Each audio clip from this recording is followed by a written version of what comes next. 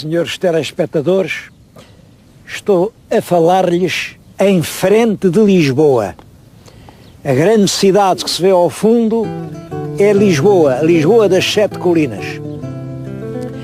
Daqui lá é relativamente longe, são cerca de 20 quilómetros. 20 quilómetros, sempre aqui através do Mar da Palha. Este parte do Tejo chama-se desde há muito tempo Mar da Palha. Lisboa, como sabem, fica na margem norte. Porquê? Por uma razão muito simples. É que as cidades nasciam no sítio onde os navios paravam, se abrigavam para fazer aguada, para fazer abastecimentos. E essas escalas dos navios juntavam os mercadores, juntavam os traficantes, os negociantes, e surgia primeiro uma aldeia de casebres, de pescadores, depois de gente, e surgia a cidade. Ora, na margem norte, os navios estavam abrigados da nortada. Nortada sopra de norte para sul, portanto os navios encostados ao norte ficavam abrigados. E na margem sul ficavam expostos à nortada. Isso explica que aquela cidade, como todas as outras na costa portuguesa, ficam do lado norte dos cursos d'água. Esta margem, estou a falar, isto aqui não é outra banda, porque o lisboeta habituou-se a chamar outra banda só à parte mais próxima. Outra banda é Cacilhas e Almada. Ficam realmente mesmo em frente de Lisboa. Atravessa-se ali, o rio ali tem pouca largura. Aqui havia um grande mar interior. Este aqui era o grande estuário do Tejo. O estuário do Tejo era realmente um espaço marítimo enorme, rico de recursos naturais. Bom, mas pouco a pouco foi sendo abandonado. Como vê, neste momento em que estou a falar, o mar está quase em seco. Os poucos barcos que aqui estão sobre o fundo, porque o rio tem-se assoreado. E o Mar da Palha, a navegação é cada vez mais difícil. Além disso, a ir daqui a Lisboa, quando a navegação era inteiramente à vela, era preciso esperar a maré. Quando a maré descia, os barcos iam até Lisboa. Depois tinham que esperar pela enchente. Os barcos eram todos barcos de caixa aberta. Bom, havia milhares de barcos. Uma das riquezas deste mar interior era a sua navegação, porque isto era constantemente sulcado por barcos, uns carregados de sal, outros carregados de cortiça, outros, olhem aqui perto, junto do sítio onde eu estou, aqui, havia grandes viveiros de ostras, e a ostra comia-se muito em Lisboa. Bom, depois surge a fase industrial, aparecem as grandes fábricas a deitar para o rio ácidos, venenos. É claro, as ostras morreram e hoje nem uma ostra. Tudo tem o seu preço e o progresso é das coisas que se fazem pagar mais caras. Ficamos sem ostras. Toda a região carece um pouco de um certo esquecimento de Lisboa. Há aqui muito para ver. Dizem, mas é longe ir agora até lá. Bom, realmente agora pode ser 1 hora de caminho, se tanto, meia hora. Eu ponho-me aqui em meia hora. E os portugueses vão às Maldivas, vão ao Varadero, em Cuba, vão ao Brasil, vão ao Japão, que são um bocadinho mais longe. E isto tem belezas naturais, tem belezas monumentais, tem até comida. Eu vou-lhes falar meia dúzia de coisas da margem sul e vão ver que vale a pena vir aqui. Vamos começar pela moita.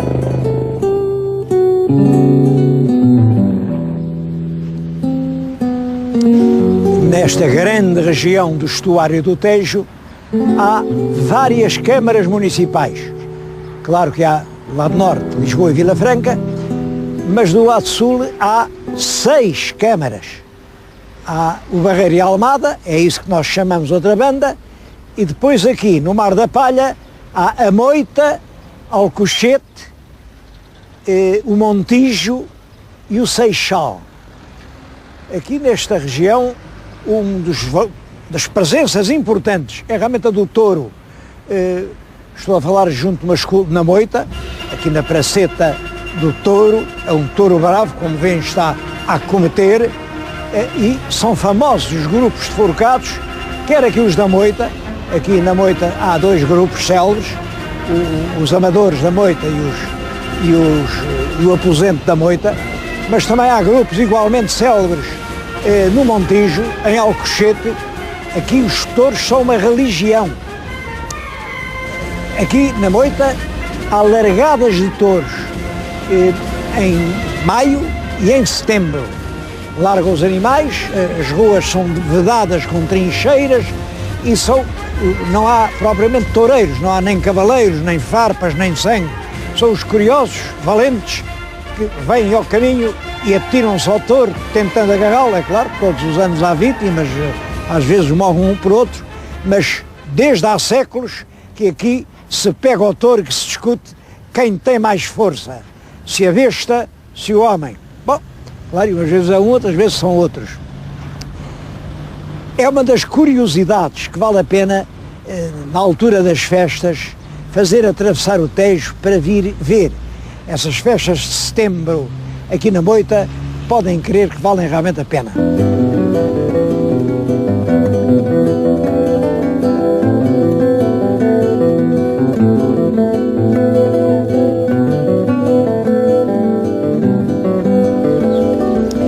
Mas aqui na margem sul não há só corridas de touros, há também as corridas das embarcações tradicionais.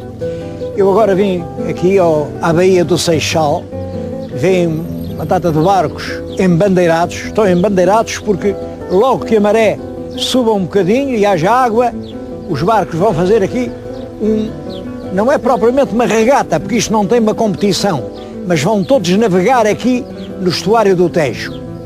É um bom sítio para ver os vários tipos de embarcação que ainda hoje se usam.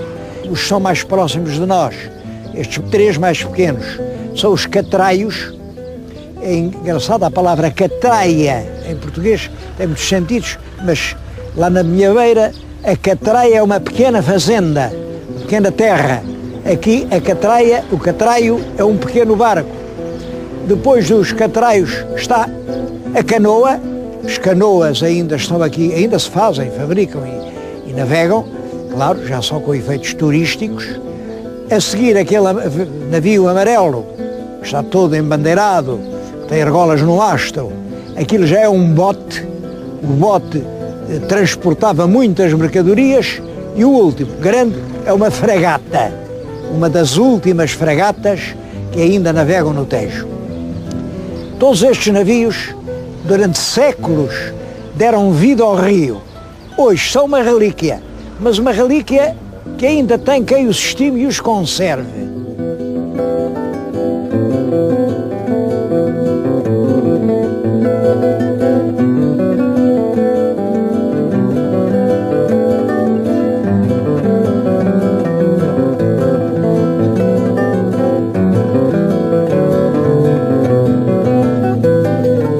Queria-lhes falar no estaleiro do Sr. Jaime. Os estaleiros do Sr. Jaime são aqui em Sarilhos Pequenos. Sarilhos Pequenos é uma localidade, é uma freguesia do concelho da Moita, e é aqui que são restaurados, conservados, acarinhados esses navios que durante tanto tempo deram vida ao Rio Tejo. Bom, e a esse respeito passam-se coisas singulares. Durante muitos anos, claro que estes barcos eram instrumentos de trabalho. Era aqui que se levava a mercadoria para Lisboa. E, portanto, é justo, pagavam impostos ao Estado, porque quem ganha deve dar uma parte ao Tesouro Público, para todos. Hoje não são. Hoje são realmente espécies em vias de extinção. Este património histórico de uma marinha fluvial que deu vida ao Tejo e a Lisboa. Eu tenho a lista, por exemplo, das embarcações do século XVI, iam até Abrantes. Todo o Rio Tejo era uma estrada, uma grande estrada. Foi essa estrada que fez a Lusitânia. Eu, aliás, estou convencido que a própria palavra Lisboa tem a ver com o nome do rio, desse rio, que hoje é Tejo, e que outrora terá sido Luzes ou Lises. Bom, estes navios que vêm de longe, que estão a desaparecer completamente, porque é claro que hoje já não servem de meio de transporte, já não servem para ninguém viajar. Hoje são relíquias históricas. Só que, em vez de serem protegidas, não, estas são fiscalizadas, pagam imposto. Olhem, estivemos há bocado no Seixal a ver aquelas canoas, perguntei, e esta quanto pagou este ano? Bom, entre a farolagem e a vistoria e o imposto fiscal, 50 contos de imposto, em vez de serem ajudadas. É claro que isto torna difícil, e só pessoas ou com muitas possibilidades económicas, ou realmente com um critério muito esclarecido, é que podem ter um barco. Aliás, estou a falar de pessoas de critério esclarecido, vem além aquela canoa pintada de amarelo. Aquela canoa é tripulada pelo professor Carvalho Rodrigues, um dos mais eminentes professores de física que há em Portugal, e é um nome conhecido em toda a Europa. Ele compreende bem a importância que essas coisas têm e vai pagando os impostos, e lá tem o seu navio à espera que a maré suba para o navio poder navegar. Eu lembro-me, por exemplo, da cidade de Veneza. A pessoa chega a Veneza, à beira de cada cais estão as gôndolas com aqueles marinheiros, os gondoleiros, que chamam os turistas, e que depois dão com eles nos canais da cidade uma volta, enquanto um deles cantam aquelas canções italianas inesquecíveis. Bom, penso que é que Lisboa tem de menos para não poderem sair realmente dos cais, dos lugares turísticos, estas canoas, estes catraios, também com boas vozes de marinheiros que ensinassem ao turista o que é o fado. Porque é que tudo isso se não faz? Aqui parece que ter um navio, porque isto, além dos impostos para as finanças, devo dizer que um barco destes tem que ser pintado todos os anos. Pode passar um ano para o outro, mas depois já a pintura ainda é encalafetado. Uma pintura de um barco daqueles custa mais de 200 contos, e não há ajuda nenhuma a esta navegação, que podia ser um dos grandes atrativos turísticos de Lisboa. Bom, mas eu aqui foi para lhes mostrar realmente este estaleiro, esta reparação de barcos, e também para lhes dizer que ter um barco destes não é assim uma coisa inacessível. Um catraio, como aqueles bonitos catraios que vimos há bocado no Seixal, pode custar 5.000 euros. Portanto, muito mais barato que um automóvel.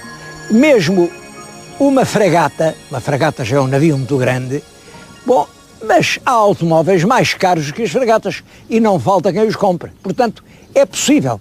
Isto está ao alcance das pessoas, e era realmente, não há nada que seja do outro mundo, repovoar o Tejo destes barcos, destas velas brancas, que por um lado recordariam a todo o mundo que nós fomos sim um povo de marinheiros, que nós temos sim diante da nossa capital um dos mais belos estuários do mundo, e que isso merece a pena ser visitado. Durante algum tempo eles fizeram umas visitas, mas sem êxito, porque no fundo iam a Belém, de Belém voltavam ali a Expo, era uma voltinha, e os estrangeiros olhavam aqui para o fundo e diziam: mas porquê é que não vamos lá adiante? Claro, não vêm, porque estes mares, este estuário aqui já não é navegável. Mas aí está um problema: porque é que este estuário não volta a ser navegável?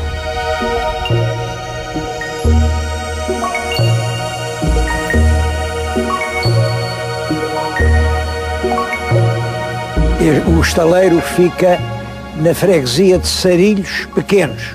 Agora estão a ver na nossa frente Sarilhos Grandes. Bom, estes topónimos são curiosos: Sarilhos Pequenos, Sarilhos Grandes. Porquê? A explicação também é interessante. Bom, e sobretudo o Sarilho Maior, que eu depois vou falar, isso é que tem graça. Havia aqui, ainda se vê os fundamentos, um moinho de maré. O moinho de maré era um moinho cujas mós se moviam com a enchente. A maré subia, descia, e as mós andavam à volta. e tinha dois jogos de mós. O daqui, deste lado, eram mós mais pequenas e o daquele lado eram mós maiores. Eu passava o curso d'água, o esteiro, e fazia rodar tanto as mós grandes como as mós pequenas. A esses jogos de mós dava-se o nome de sarilhos. Junto do Moinho de Maré começaram a surgir pouco a pouco casas, cabanas de palha de madeira e pouco mais que de lama, de pescadores. É claro, uns dali, outros daqui. E o esteiro realmente separava-as. Os que estavam do lado dos sarilhos grandes chamavam-se para si próprios sarilhos grandes. Os que chegavam daqui, do lado de sarilhos pequenos, eram os sarilhos pequenos. Compreende-se muito bem isto. Portanto, para ir de sarilhos grandes a sarilhos pequenos, parece que bastava atravessar aqui o esteiro, e para isso uma ponte pequeníssima, porque o esteiro não é grande, como veem, uma ponte insignificante servia. Simplesmente, quando no século XIX se fez a divisão administrativa do país, Sarilhos pequenos ficou a pertencer ao Conselho da Moita e Sarilhos grandes ficou a pertencer ao Conselho do Montijo. Bom, aí quem manda ali é uma Câmara, quem manda aqui é outra Câmara. Bom, e desde que foram criadas, essas câmaras nunca se entenderam quanto à maneira de ligar os dois sarilhos. Esta terra, portanto, cresceu sem ter nada a ver com esta. Ali são os sarilhos pequenos e têm a sua vida organizada. Aqui são os sarilhos grandes. Simplesmente, para se ir de automóvel de uma a outra, anda-se quase uma légua, cerca de 5 quilómetros. Como vê, a terra está ali a 200 metros, mas não é 200 metros que a gente tem que andar, é perto de 5 quilómetros. Porquê? Porque ali manda uma Câmara, ali manda outra, e nunca chegaram a um acordo no sentido de estabelecer uma estrada que unisse os dois sarilhos. Este sarilho, maior que os outros dois, dura desde o século XIX. Bom, parece que agora há um projeto em que vão realmente fazer uma via alternativa que sem estragar o centro nem de uma nem de outra dos sarilhos possa permitir a passagem. Bom, mas isto devo dizer, esta situação é muito exemplar de milhares de situações semelhantes que a vizinhança de termos submetidos a disciplinas e administrações diferentes está a causar no país. Andar 1 hora a pé porque as câmaras não se entenderam.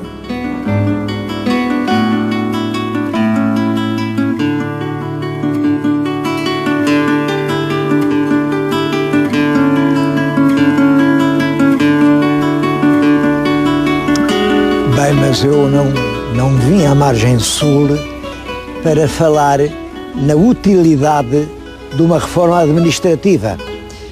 Vim aqui para falar do que há de atraente nestas vilas, nestas aldeias da margem sul.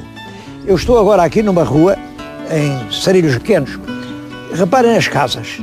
É uma tradição ainda agora pintar de cores muito garridas uma parte das casas. Não é a fachada toda, porque aquilo era com restos de tinta. Isto era, muita gente aqui vivia do mar, de transportar as mercadorias, o sal, a cortiça, a palha em Lisboa para as cavalariças, para os leitos, para tudo. E portanto, a fragata aqui era essencial à vida. Portanto, esta terra, estes sarilhos, podem-se considerar, de certo modo, enfim, uma pátria de fragateiros. E era com a tinta, o resto da tinta, com que todos os anos cada grupo pintava o seu barco, o seu navio, era com o resto que eles pintavam as fachadas das suas pobres casas. Casas pequenas, o resto de chão, parede de taipa e de adobe, entre tarripas, bom, mas uma vida humilde. Essa tradição, pintar as casas, chegou assim. e muitas tradições relativas à vida do fragateiro. Aqui a tradição da caldeirada a fragateiro. A caldeirada a fragateiro tem realmente certos segredos, certos, que não é como qualquer caldeirada. E aqui é um dos pratos característicos. Há aqui um restaurante que serve uma caldeirada excelente. Também as enguias. Aqui as enguias são neste grande sapau que é a região, são também um prato muito apreciado, quer dizer, os petiscos tradicionais da borda d'água, da ribeira do Tejo, é aqui que ainda hoje se podem encontrar.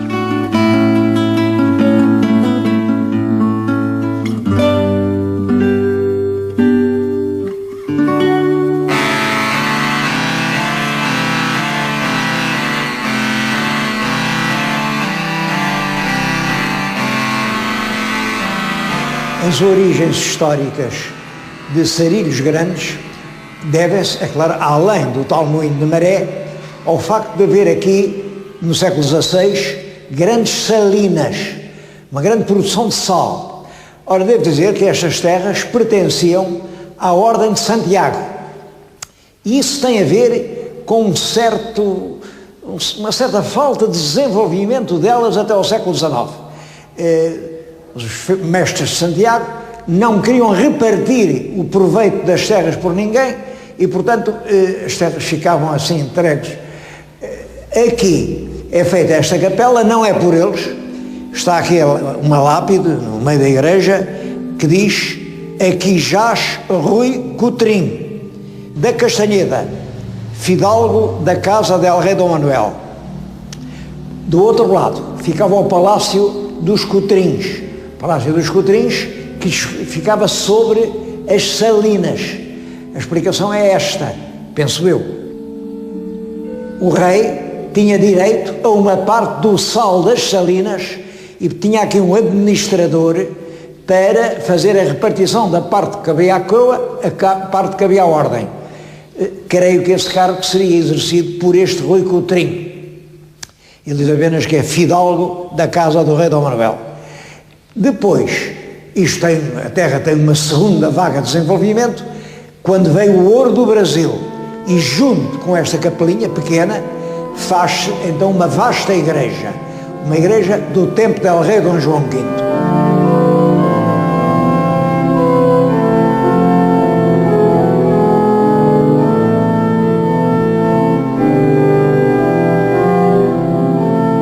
É claro, o século XVIII é outro período de fartura, de fortuna.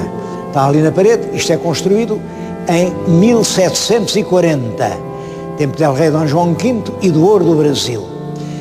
A igreja, é claro, tem sido muito despojada dos seus valores, mas ainda conserva ali no altar-mor 2 peças de terracota, 2 anjos turibulários, portanto, anjos que seguravam tochas, que são de terracota italiana do século XVI e são de uma beleza que eu não me surpreenderia se fossem peças do Luca de la Robbia.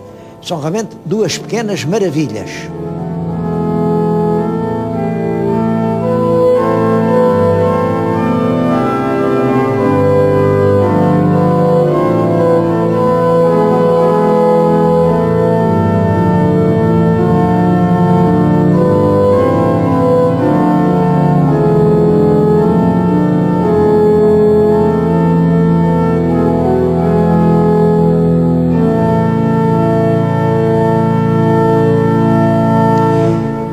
Portanto, na história da margem sul, 2 etapas. A grandeza manuelina, os fumos da Índia, a grandeza de Dom João V, dinheiros do Brasil, e o futuro. O futuro chama-se turismo. Estão em projeto aqui, eu gostei muito de ver, empreendimentos turísticos que conseguem não estragar minimamente a paisagem. Aqui a moldura vegetal é constituída por um grande montado com milhares de sobreiros. Pois bem, conseguiram aqui implantar um conjunto urbanístico que tem 130 moradias, mais um hotel de 4 estrelas, um hotel de 100 camas, com picadeiro, sem sacrificar um único sobreiro. Bom, isto é que eu chamo realmente ecologia. Não é proteger bichos que não há. É fazer a natureza mais bela do que ela era, mais rica e, sobretudo, pô-la ao nosso serviço.